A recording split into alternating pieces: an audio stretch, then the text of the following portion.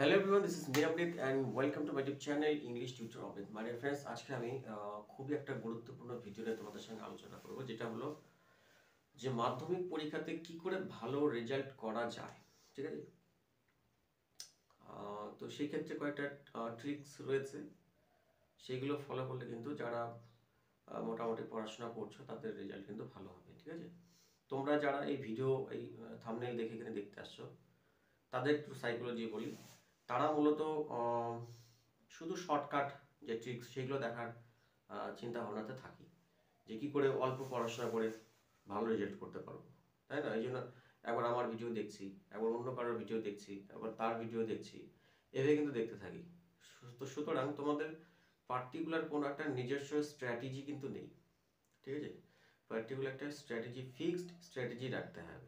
হ্যাঁ, এবার তুমি এখানে দেখছো একজনের একটা ভিডিওতে একরকম ভাবে বলছে, সেটা কিছুদিন ফলো করলাম, দুদিন যেতে না যেতে আবার আর একটা ভিডিও দেখলাম, তারপরে সেটাকে ফলো করতে শুরু করলাম। তো আলটিমেটলি তোমাদের নিজস্ব কিছু রুটিন কিন্তু ফিক্সড হচ্ছে না, যার দরুন তোমাদের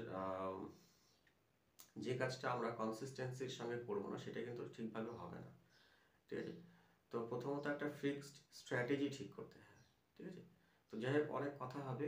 তো ভিডিওটা শুরু করার আগে তোমরা যারা চ্যানেলটাকে সাবস্ক্রাইব করবে তারা চ্যানেলটাকে অবশ্যই সাবস্ক্রাইব করে পাশে থাকবে এবং পাশে আসা বেলুনটা অবশ্যই প্রেস করে করতে নোটিফিকেশন পাওয়া যায়। ঠিক আছে, তো আমি আশা করি তোমাদের প্রত্যেকেরই পড়া প্রায় কমপ্লিট হয়ে গেছে, যেটা সিলেবাস ছিল সেটা আশা করি তোমাদের প্রত্যেকে শেষ করে ফেলেছে এবং এই মুহূর্তে তোমাদের শুধুমাত্র অনুশীলন করার সময়। ঠিক আছে, যারা অনেক সময় ভালো স্টুডেন্ট আমি দেখেছি, অনেক পড়াশোনা করে কিন্তু তাদের রেজাল্টটা ঠিকঠাক হয় না, সেটার সম্পর্কে আমি আগে প্রথমত আলোচনা করব, তারা কি করে ভালো রেজাল্ট করতে পারবে। হ্যাঁ, এবং যারা তোমরা নর্মাল স্টুডেন্ট রয়েছে অনেকেই, যে এখনো তো পড়াশোনা স্টার্ট করিনি, ঠিক আছে, ঠিকঠাক শুরু করিনি, মাথায় হাতে আর 2 মাস সময়ও নেই, তো এই স্বল্প সময়ের মধ্যে পড়াশোনা করে কি ভালো রেজাল্ট করা সম্ভব?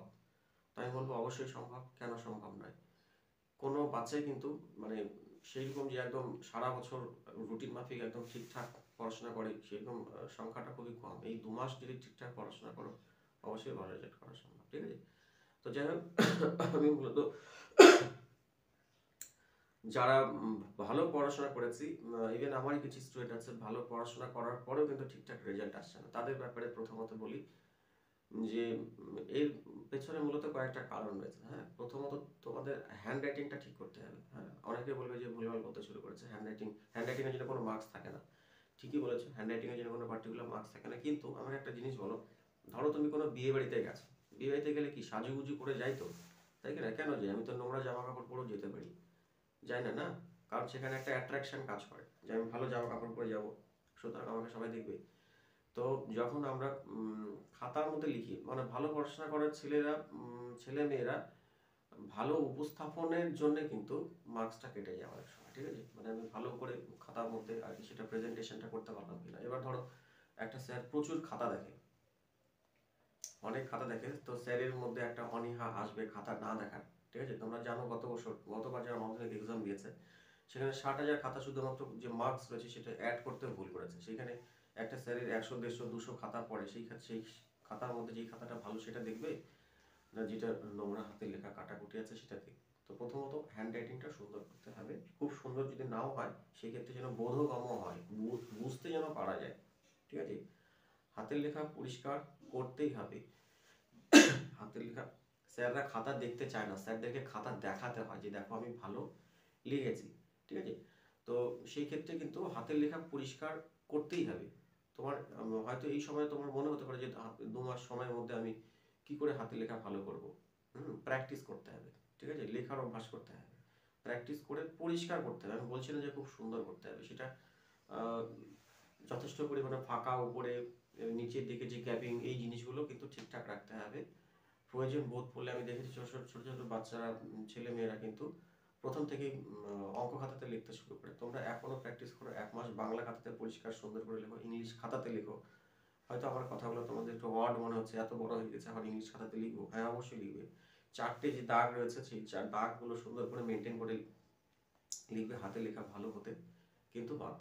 ঠিক আছে, এবারে আসি, তোমাদের অনেক সময় ইংলিশ যেটা এক্সাম হয়, ইংলিশ এক্সামে কি হয় যে তোমাদের বিষয়গুলো কিন্তু কোশ্চেন পেপারের মধ্যে আনসার করতে হয়, তো সেই ক্ষেত্রে এটা সিকোয়েন্সটা ঠিকই থাকে, অসুবিধা হয় না। কিন্তু বাকি এক্সামগুলো যেগুলো রয়েছে সেটা কিন্তু সিকোয়েন্সটা ঠিক রাখার চেষ্টা করবে। সিকোয়েন্স বলতে কি, হয়তো একের দাগের কোশ্চেন চেষ্টা করবে একের দাগের মধ্যে প্রথমে শেষ করে ফেলা, তারপর দুইয়ের দাগের গুলো শেষ করে ফেলা, তারপর তিনের দাগের গুলো শেষ করে ফেলা। হ্যাঁ, এইভাবে করবে। কিন্তু প্রথম যেটা কাজ সেটা হলো ভুলটাকে অ্যাভয়েড করতে হবে, ঠিক আছে? হয়তো একের দাগে 10টা প্রশ্ন রয়েছে, 10টার মধ্যে তুমি 8টা কনফার্ম জানো বা 5টা কনফার্ম জানো আর 5টা জানো না, সেই 5টা কনফিউশন আছে। আমি বলে দিয়েছি সিকোয়েন্স অনুসারে করতে হবে, মানে একের দাগেগুলো প্রথমে করতে হবে, একের দাগেগুলো প্রথমেই করতে হবে, এরকম কোনো ব্যাপার নেই, ঠিক আছে? মার্কিংটা ঠিক করে করতে হবে। আমি একের দাগে গ নাম্বারটা করছি, সেটা যেন পরের সে গেলেও, মানে পরের পেজে বা লাস্টের পেজে বললো, প্রথমত সেই মার্কসটা ঠিক দিতে হবে। একের দাগের গ এটা যেন ঠিক থাকে। অনেকে মার্কস দিতে বা নাম্বারিং করতে ভুল করে, সেক্ষেত্রে স্যারের কিন্তু একটা অনীহা আসে, এই ছেলেটা ঠিকঠাক নাম্বারিং করতে পারে না, কি লিখবে, তাই না? তো আমার যেটা মেইন মোটিভ সেটা হলো কি, প্রথমের দিকে চেষ্টা করবে খাতাতে যেন কোনো ভুল প্রশ্ন না যায়, ঠিক আছে? অর্থাৎ একের দাগে তুমি 5টা পারো কনফার্ম, 5টাই করো, নির্ভুল যেন হয়। প্রথম দিকে যদি তুমি ভুলভাল করো, পরের দিকে স্যার কিন্তু খাতা দেখতে চাইবে না, ঠিক আছে? তোমাকে স্যারকে খাতা দেখাতে হবে, কোনো খাতা স্যাররা দেখতে চায় না, এটা ফ্যাক্ট, এটা একদম মাথায় রাখবে। তোমার খাতা স্যার দেখতে চাইবে না, তুমি কি করলে তোমার খাতাটা স্যার দেখবে? যারা ভালো স্টুডেন্ট তাদের জন্য বলছি, আমি পড়াশোনা করেছি, ভালো জানি, কিন্তু আমি লিখতে গিয়ে ঠিকঠাক লিখতে পারছি না। হ্যাঁ, আর সব থেকে যেটা বড় কথা সেটা হলো এই সময়, যেটা যারা ভালো স্টুডেন্ট তাদের বলবো, তোমাদের এই সময় ধৈর্য, পরীক্ষার হলে তোমার মেন্টালিটি কেমন আছে, এই জিনিসগুলো অনেকের মনে হতে পারে যে ভুলভাল বলছে, কিন্তু না, এটা একদম সত্যিকারের ইনসিডেন্ট।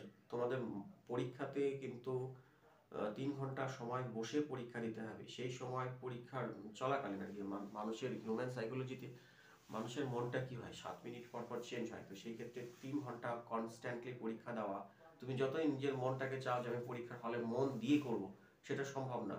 একটু পর পর কিন্তু মনটা চেঞ্জ হবে, ঠিক আছে? সেই জন্য তোমাদের যে মেইন কাজ সেটা হলো এখন থেকে 3 ঘন্টা বা 3 ঘন্টার বেশি, যেহেতু মাধ্যমিকে, যেমন ধরো একটা সিনেমা হলে খুব হচ্ছে পুষ্পা সিনেমা, খুব একদম ট্রেন্ডিং চলছে। পুষ্পা সিনেমা ক ঘন্টা সিনেমা? 3 ঘন্টা সিনেমা। 3 ঘন্টা সিনেমার জন্য কতটা তারা অনুশীলন করেছে, কতদিন ধরে প্র্যাকটিস করেছে। সেম জিনিস, তোমার পরীক্ষাটা 3 ঘন্টার, কিন্তু সেটার পেছনে তোমাদের অনুশীলন থাকবে প্রচুর, প্র্যাকটিস থাকতে হবে প্রচুর। মানে 3 ঘন্টার পরীক্ষা তোমাকে প্র্যাকটিস করতে হবে 4 ঘন্টা। তুমি বাড়িতে এখন থেকে প্রত্যেক দিন যে টেস্ট পেপার বেরিয়েছে, টেস্ট পেপার দিয়ে 4 ঘন্টা মানে বসে থাকার প্র্যাকটিস করো। 4 ঘন্টা তুমি বসে থেকে সেটাকে সুন্দরভাবে লিখতে পারছো কিনা, বসে থাকা, দেখবে তুমি যখনই বসতে যাবে তখন তোমার কিন্তু বসতে ইচ্ছা করবে না, ঠিক আছে? পরীক্ষাতে সেম, হয়তো লিখতে ইচ্ছা করে, কিন্তু তোমার যে মাঝে মধ্যে তোমার মনটা অন্যদিকে চলে যাবে। সেই ক্ষেত্রে অনেক জিনিস বাড়ি এসে মনে হয় যে ইস, এটা কেন হলো না। তো এইটাকে অ্যাভয়েড করার একটাই মাত্র উপায়, সেটা হলো 4 ঘন্টা বসে থাকতে হবে। এটা বলো যে ভুল বলছে, আর যেটা তুমি টিউশন করছো বা এই কাজ করছো সেটা বাদ দিয়ে কিন্তু এটা দুপুরবেলাতে এক্সট্রা টাইমে করতে হবে, যে 4 ঘন্টার সময় তুমি বসে কনস্ট্যান্টলি লিখতে পারছো কিনা সেটাতে কিন্তু তোমাদের জোর দিতে হবে, ঠিক আছে? আরেকটা জিনিস কি, যে তোমাদের নোটস তোমরা তৈরি করো না, ঠিক আছে? নোটস তৈরি করি না, যেমন বাংলা হোক, ইতিহাস, ভূগোল, যাই কিছু হোক না কেন, সেটা নোটস তৈরি করি না। যেমন ধরো আমি একটা স্টেজে নাচ করছি, ঠিক আছে? একটা বিয়ে বাড়ির নাচ এবং একটা স্টেজে নাচ করার মধ্যে পার্থক্য তো আছে, তাই কি না? যারা ডান্স কম্পিটিশনে যায় তারা কি করে, নাচটা আগে প্র্যাকটিস করে, প্র্যাকটিস করে সেটা গিয়ে তারপর প্রেজেন্টেশন করে, সেটা একটা জিনিস। আর বিয়ে বাড়িতে গিয়ে একটা নাচ করছে, সেটার মধ্যে কি বিস্তর ফারাক নেই? তো তোমরা মাধ্যমিকে এমনি সচরাচর যে ছেলে মেয়েগুলো করে, পরীক্ষার হলে গিয়ে ডাইরেক্ট লিখতে শুরু করে দেয়, বানিয়ে বানিয়ে লিখতে শুরু করে দেয়, সেটা আর বিয়ে বাড়ির নাচ সমান। এবং সেটা যদি তুমি বাড়িতে প্র্যাকটিস করো, একবার নোটস তৈরি করো, নোটস তৈরি করে সেটা যদি প্রেজেন্টেশন করো, তাহলে সেটার মধ্যে পার্থক্য হবে না? তুমি নিজে বলো। অবশ্যই কিন্তু প্র্যাকটিস করে সেটাকে করতে হবে। এবং নোটস যখন তৈরি করবে, নোটস তৈরি করে এই সময় কিন্তু যথেষ্ট সময় আছে, নোটস তৈরি করা সম্ভব। তোমরা শুধু ভাবছো যে সম্ভব না, এই 2 মাসে কি করে সম্ভব? প্রত্যেকটা সাবজেক্টের নোটস তৈরি করতে হবে, নোটস তৈরি করে সেটাকে নিজে স্ক্রুটিনি করতে হবে। অনেক সময় আমি নিজের এক্সপিরিয়েন্স থেকে বলছি, অনেক সময় যখন নোটস তৈরি করবে সেখানে বানানগুলো ভুল হবে, ঠিক আছে? এবং যে 3 ঘন্টা বা 4 ঘন্টা বাড়িতে মক টেস্ট করবে, যে দেবে, সেই সময় কিন্তু তোমার খাতাটা আবার স্ক্রুটিনি করতে হবে নিজেকে। স্যার বললে কিন্তু হবে না, তুমি যখন নিজের খাতা নিজে স্ক্রুটিনি করবে সেখানে তুমি প্রচুর পরিমাণে ভুল পাবে। ঠিক আছে। প্রথম দিকে অসুবিধা হবে, 4 ঘন্টা কি করে সম্ভব না। প্রথমে তুমি 2 ঘন্টা পরীক্ষা দাও, আর 2 ঘন্টা তুমি তোমার খাতায় স্ক্রুটিনি করো, ঠিক আছে। তো সেক্ষেত্রে তুমি তোমার অনেক মিস্টেকগুলো কিন্তু পেয়ে যাবে। খাতা নিজেকে চেক করতে হবে, নিজের ভুলটাকে নিজে ফাইন্ড আউট করতে হবে, তাহলে তোমার পড়ার যে বিষয়টা সেটা কিন্তু হয়ে যাবে, ঠিক আছে। মানে যখন তুমি খাতায় স্ক্রুটিনি করবে তখন কিন্তু তোমার একেধারে পরীক্ষা দেওয়া হচ্ছে, একেধারে তোমার কিন্তু মানে তোমার রিভিশনও হয়ে যাবে, ঠিক আছে। এবার বিষয় হলো কি, যখন তুমি পরীক্ষাতে বা মক টেস্ট দেবে তখন তোমার কন্ডিশন থাকবে কি, তুমি একটা ঘরের মধ্যে বসবে, যে ঘরে কিন্তু কোনো কিছু থাকবে না, ঠিক আছে। এটা একটা ডিস্ট্রাকশন করার জন্য প্রচুর জিনিস রয়েছে, ঠিক আছে, যেটাকে তোমাকে বারে বারে ডিস্ট্রাক্ট করবে, যে তুমি করবে না করবে না করবে না, এরকম একটা তোমাকে কিন্তু করতে দিতে চাইবে না, ঠিক আছে। তো সেই ক্ষেত্রে তুমি একটা ঘরের মধ্যে যাবে যেখানে মোবাইল বা কোনো জিনিস থাকবে না, শুধুমাত্র তোমার যেটা কোশ্চেন পেপার থাকবে বা কোশ্চেন ব্যাংক থাকবে, এবং আনসার যেটা তুমি করবে সেই পেন্সিল, যেটা পেন থাকবে, 2 কালার্স, আচ্ছা কালার্সের যে ব্যাপারগুলো আছে, ঠিক আছে। খাতার মধ্যে তোমরা যখন লিখো তখন হ্যাঁ স্যার পরীক্ষা হলে হয়ে যাবে, একটা ব্লু পেন একটা ব্ল্যাক পেন দিয়ে করবো, কিন্তু না, সেটা তুমি এখন থেকে প্র্যাকটিস করবে, ঠিক আছে। আমি যেটা একটু আগে বললাম যে বিয়ে বাড়ির নাচ আর হলো গিয়ে স্টেজের নাচ, তোমাকে সব কিছু আগের থেকে প্র্যাকটিস করতে হবে, এটা একদম মাথার মধ্যে নিয়ে নাও, যে হয়ে যাবে হয়ে যাবে, হবে না। আমি বলছি পরীক্ষা তুমি করছো ঠিকই আছে, কিন্তু অনেক ভালো ছেলে মেয়ে অল্পের জন্য 1-2 নাম্বার জন্য বা কম পেয়ে যাচ্ছ, এটা কিন্তু হতে বাধ্য। আমার কথাগুলো মিলিয়ে নাও, আর বেশি ভিডিও দেখার দরকার নেই। এই ভিডিও দেখছি একটা স্ট্র্যাটেজি ঠিক করছি, ওর ভিডিও দেখছি আরেকটা স্ট্র্যাটেজি ঠিক করছি, আজকের থেকে একদম ফিক্সড করে নাও, যেটা তুমি ঠিক করবে সেটাই ঠিক, সেইভাবে তুমি ঠিকঠাক করো, রেজাল্ট ভালো হতে বাধ্য, ঠিক আছে। আর যেটা বলেছিলাম কি, হাতে লেখা যেটা বলেছিলাম, বললাম যে ভুল কিন্তু তোমাদের অ্যাভয়েড করতে হবে, সিকোয়েন্স অনুসারে লিখতে হবে, কোশ্চেন ব্যাংক সলভ করতে হবে, নোটস নিজে তৈরি করতে হবে, এই জিনিসগুলো করো। আর আরেকটা জিনিস তোমরা করতে পারো, সেটা হলো কি, তোমাদের যে কোশ্চেন ব্যাংক রয়েছে, কোশ্চেন ব্যাংকের সমস্ত সাবজেক্টের আলাদা আলাদা আলাদা করে ইয়ে করতে পারো। যতগুলো স্কুল রয়েছে সবগুলো স্কুলের সমস্ত কোশ্চেনগুলো তোমরা লিখে নিতে পারো, ঠিক আছে। তাহলে তোমরা একটা আইডিয়া পাবে যে কোন কোন দিক থেকে কোশ্চেনগুলো বেশি আসছে, ঠিক আছে। এটাতে খুব কাজে লাগে যারা শর্টকাট খুঁজছো, মোবাইল বের করে ইউটিউব সার্চ করে কি করে শর্টকাটে পাওয়া যায়, ঠিক আছে। তাদের সাজেশন, যারা তার সাজেশন এইভাবে তোমরা ক্রিয়েট করতে পারো, যে টেস্ট পেপারের যত কোশ্চেন আছে সবগুলো একটা সাবজেক্টের ঠিকঠাক লিখবে, এবং সেখানে দেখবে কোন কোন বিষয়গুলো আসছে সবগুলো সলভ করো, ঠিক আছে। সবগুলো সলভ করো, একদম আমি বলছি নির্ঘাত রেজাল্ট ভালো হতে বাধ্য, ঠিক আছে। এবার বিষয় হলো কি, যে খাতার যে মার্কিংটা, ঠিক আছে, সেই মার্কিংটা কিন্তু ঠিকঠাক করতে হবে। আমি দিয়ে দেবো ভিডিওতে মার্কিং এর বা সাইডে উপরে বা ডান সাইডে এটা সুন্দরভাবে কিন্তু যে এনাফ স্পেস সেটা ছাড়তে হবে, এবং যেটা দাগ নাম্বার থাকবে সেটা কিন্তু দাগের বাইরে করতে হবে, ঠিক আছে, বাঁ দিকে করতে হবে, হ্যাঁ। এবং আমি যেটা বললাম যে ইংলিশ কোশ্চেন পেপারে হয়, তো ইংলিশ কোশ্চেন পেপারে বাদ দিয়ে বাকি যেমন ইতিহাস ভূগোল যে সমস্ত কোশ্চেনগুলো রয়েছে, সেটার ক্ষেত্রে কি করবে, যখন তুমি একটা কোশ্চেনের আনসার করবে, যেমন বড় কোশ্চেনগুলো বিশেষ করে, হ্যাঁ, ছোট কোশ্চেন তুমি করতে পারো, তো একটা কোশ্চেনের আনসার করার পরে নিচে একটু জায়গা কিন্তু ছেড়ে দেবে, ঠিক আছে। জায়গা ছাড়লে কি হবে, মানে একের দাগে একটা কোশ্চেন করলাম, সেটা ধরো আনসারটা এতটুকু হলো, তারপরে যেটা আনসার লিখবে সেখানে একদম সঙ্গে ঘেঁষে এখানে লেখার দরকার নেই, একটু নিচে লেখো, ঠিক আছে। এখানে যে জায়গাটা থাকলো সেই জায়গাতে ধরো পরবর্তী তোমার এক্সট্রা কিছু ইনফরমেশন মনে আসলো, সেটা তুমি ওখানে লিখতে পারবে, ঠিক আছে। তো এভাবে তোমরা স্ট্র্যাটেজিক্যালি পড়াশোনা করো, তো আশা করি তোমাদের রেজাল্ট খুব ভালো হবে, ঠিক আছে। আর যেটা বললাম, এই মুহূর্তে তোমাদের সব থেকে যেটা মেইন কাজ সেটা হলো বাড়িতে নিজে বসো, ঠিক আছে। স্যাররা ম্যামরা যার কাছে টিউশন করছো তারা যেভাবে যেটা করাচ্ছে সেটা তো করবে, কিন্তু সেটা বাদ দিয়ে এইটা কিন্তু করতে চায় না অনেক ছেলে মেয়েরাই, ঠিক আছে। 3 ঘন্টা 4 ঘন্টায় করবে, 4 ঘন্টা তোমরা স্ট্র্যাটেজিক্যালি করবে। প্রথমত যারা একটু খারাপ স্টুডেন্ট আছে, তারা যেহেতু কিছুই পড়াশোনা করিনি, এবার টেস্ট পেপার দেখছি প্রত্যেকটা কোশ্চেনই পাচ্ছি না, সেই ক্ষেত্রে 4 ঘন্টা পরীক্ষা দেওয়া, আমি তো আনসারই করতে পারছি না, তাই না। না পড়ো, যে কটা পারো সে কটাই লিখো, আর যে কটা পারছো না সে কটা লিখে রাখো, সেটা পরে মুখস্থ করে করবে। বোঝাতে পারলাম না।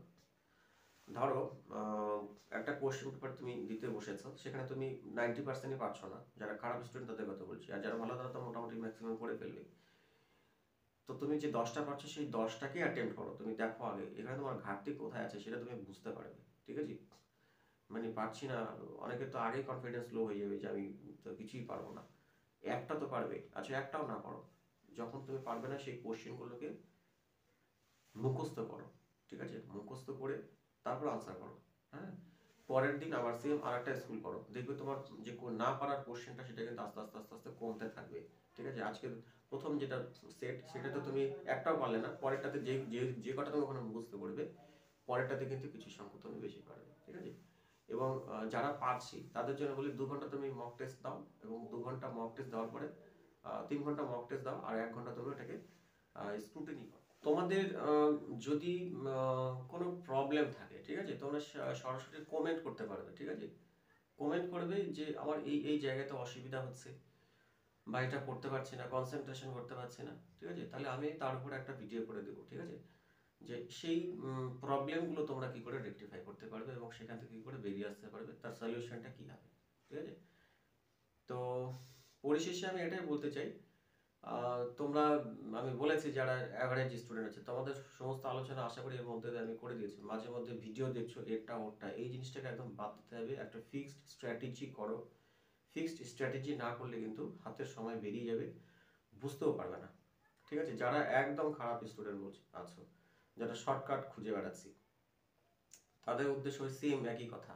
তোমরা টেস্ট পেপার নিয়ে বসো, টেস্ট পেপার নিয়ে যখন বসবে, যখন আনসার করতে পারবে না, তখন তোমার নিজের ঘাটতিটা তুমি বুঝতে পারবে যে কোথায় কোথায় তোমার প্রবলেম হচ্ছে, ঠিক আছে?